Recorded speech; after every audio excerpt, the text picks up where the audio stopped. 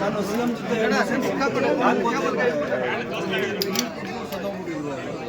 ಜನ ಹಾಸ್ಪಿಟಲ್ ನಮ್ಮ ಇಲಾಖೆ ಇದೆ.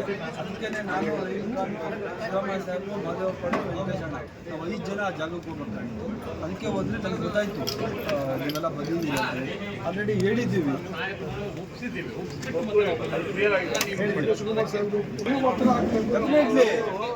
ನಮಗೆ ಒಂದು ನಿಮಿಷ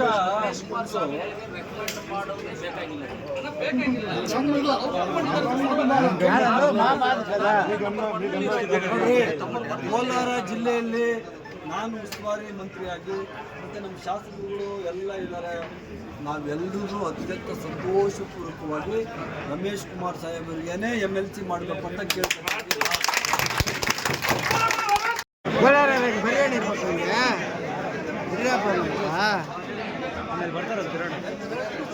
ಎಲೆಕ್ಷನ್ ಆದಮೇಲೆ